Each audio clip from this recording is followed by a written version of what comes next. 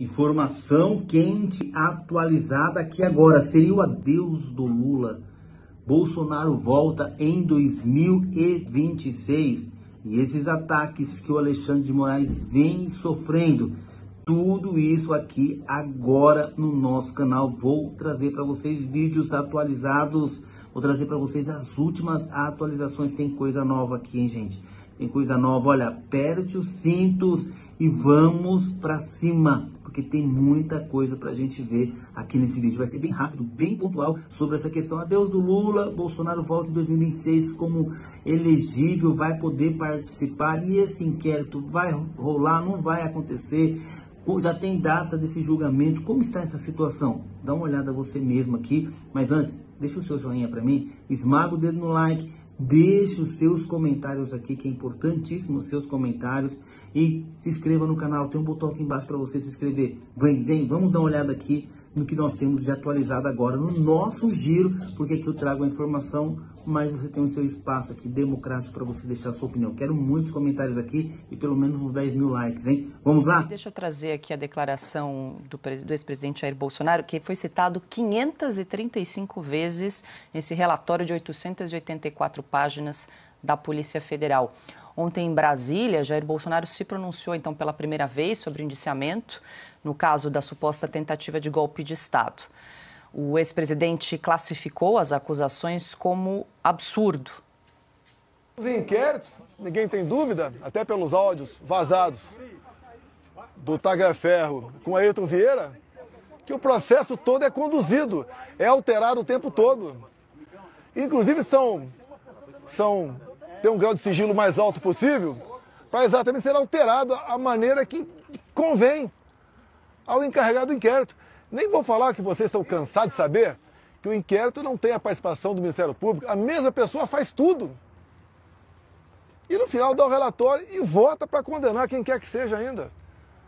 Golpe de Estado é uma coisa séria. Como disse agora há pouco o presidente Temer, tem que estar envolvido todas as Forças Armadas, senão não existe golpe. Ninguém vai dar golpe com o general da reserva e mais meia dúzia de oficiais. É um absurdo o que está falando.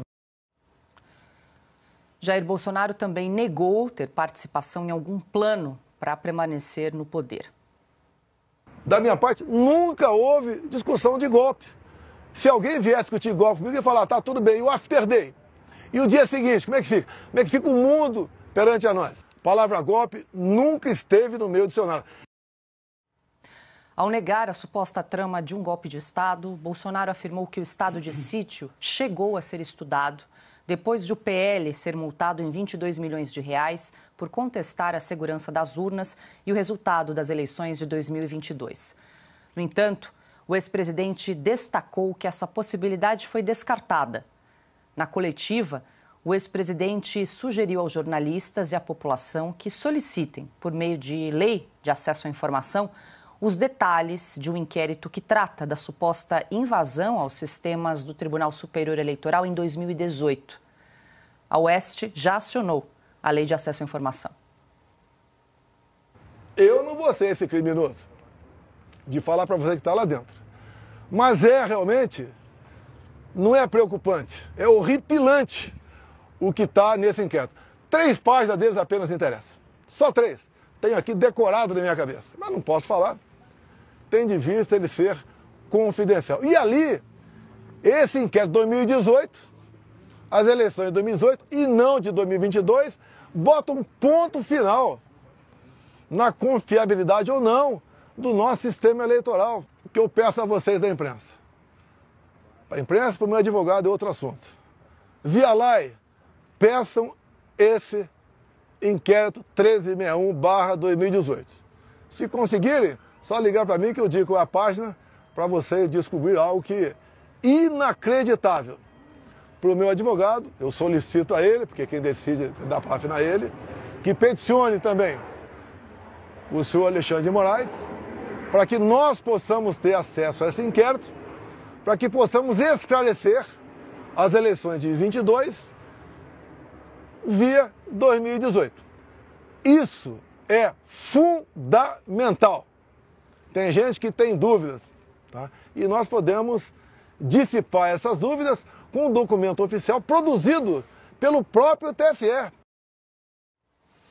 Bom, Silvio, deixa eu só registrar aqui mais uma vez que a Oeste já acionou a Lei de Acesso à Informação, pediu acesso a esse processo 1361 de 2018, que o ex-presidente Jair Bolsonaro faz referência. Vamos aguardar. E, Silvio, ele também questionou a parcialidade do ministro Alexandre de Moraes na condução desses inquéritos e admitiu ali que uma discussão sobre estado de sítio foi ventilada ainda no seu governo. Não é a primeira vez que ele admite a discussão. Inclusive, é um instituto que está previsto na Constituição Federal, ele já falou isso algumas vezes, né? Sempre foi discutido dentro ali das 4 linhas e essa possibilidade foi aventada depois do PL, o partido do Jair Bolsonaro, ser multado em 22 milhões de reais quando questionou o TSE, o Tribunal Superior Eleitoral, sobre as urnas eletrônicas. Foi um questionamento, recebeu uma multa. Pois bem, Paula, olha, eu não vou falar sobre o teor desse inquérito, eu não conheço esse inquérito. A nossa reportagem faz jornalismo, é o que a gente pratica na Revista Oeste. Então, nós solicitamos, com base na Lei de Acesso à Informação, e, se for concedida a informação, nós vamos prestar contas para o nosso público, para os nossos telespectadores, para os nossos leitores. Ponto. Então, eu não vou entrar no mérito daquilo que eu não sei. O fato do presidente Jair Bolsonaro falar em estado de sítio, eu reparei agora há pouco, uma jornalista publicou, inclusive nas redes sociais dela, que falar em estado de sítio é golpe. Bom, então o presidente Michel Temer aventou um golpe. Então, em outros momentos da nossa democracia constitucional, flertamos com golpe? É claro que não.